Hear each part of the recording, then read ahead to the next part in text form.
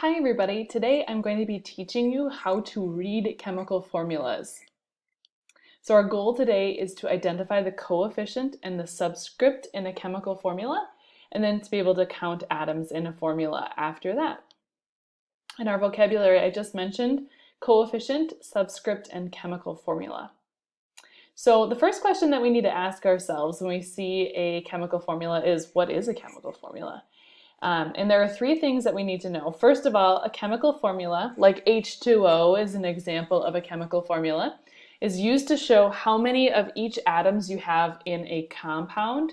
So for H2O, the H2 means that there are two hydrogens, and then the O with nothing after it means that there's one oxygen. So the second thing we need to know about chemical formulas is that if you have a specific compound, the elements always combine in the same ratio. So for H2O, it's always H2O. It's always going to be two hydrogens for one oxygen whenever water is formed. And then the last thing that's going to really make a big difference in this chapter is that the number 1 is never written. So in H2O, for instance, we say H2O instead of H2O1. So if there isn't anything after an element, we assume there's just one of them. Like in H2O, we assume there's just one oxygen. So in this I did write, you can write it in if it helps you to stay organized, but you're never going to see it written in if it's in a book or something done by me.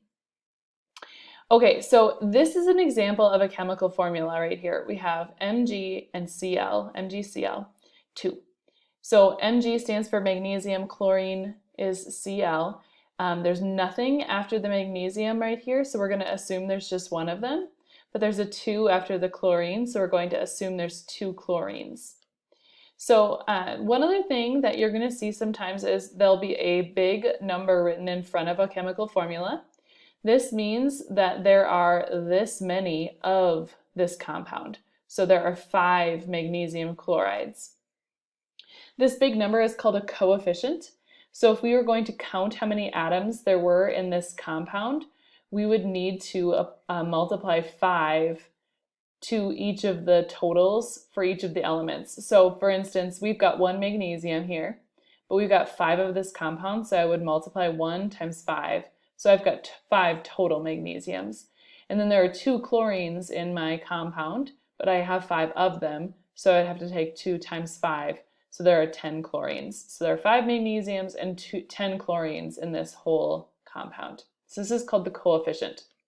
The other number, the small one that's set lower, is called the subscript. So literally it means below the writing. Sub means below and script means the writing. It applies only to the element it follows. So this 2 only applies to the chlorine. Remember, there's no 1 written here, but that only applies to the magnesium, whereas the coefficient applied to everything within the chemical formula. The only other thing that you'll see sometimes in chemical formulas is you'll see these parentheses. So whenever you see a parentheses, you're trying to keep the things inside the parentheses together, just like in math. So also just like in math, whatever is written outside the parentheses, you need to distribute to all of the elements inside. So it says if a subscript appears outside of parentheses, apply it to everything inside. So in this case, we'd have 1 iron. There's nothing written after iron. We'd have 2 oxygens because there's nothing written after oxygen here. So we'd assume it's a 1. We multiply that by 2, so 2 oxygens, and then also 2 hydrogens for the same reason. So 1 iron, 2 oxygen, 2 hydrogen, because we distribute the 2 to everything within the parentheses. Okay, so we're going to do some practice. So what I'll do is I'll ask you to tell me how many atoms there are, and then we'll talk about actually why there are that many atoms.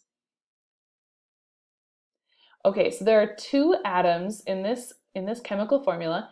We've got 2 elements. We've got sodium, Na, and we've got chlorine, Cl.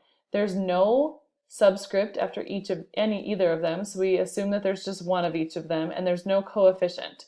So we've got 1 copy of this compound, and there are 1 of each of the elements. So the total number of atoms here would be 2, 1 sodium and 1 chlorine. Okay, the next one is NaNO3. So take a minute to try to count how many atoms are present in this compound. All right, so for this one, we have 1 sodium because there's nothing written after sodium. We have 1 nitrogen because there's nothing written after nitrogen, but we have 3 oxygens because oxygen has a subscript of 3. So we would take 3 plus 1, 4, plus 1, 5. So if you said there are 5 total atoms here, you are correct. All right, our next one is 3NaOH. So take a minute to try to count the atoms here.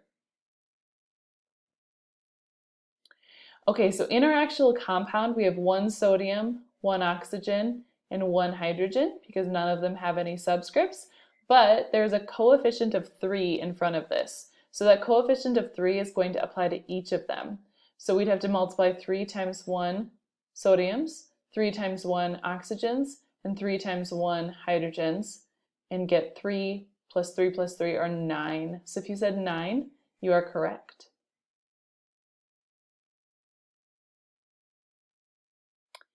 All right, and then our last one is CaOH2. So take a minute to try to count the atoms here. All right, so none of our atoms have a subscript after them, but there is one after the parentheses. And if you remember, the subscript applies to everything within the parentheses. So we would distribute the 2 here and here. So it's kind of like writing CaO2H2. And then we would add them up. So 2 hydrogens, 2 oxygens, 1 calcium for a total of 5. So we're going to do some practice with this together in class, but I wanted you guys to have kind of a base before we moved on.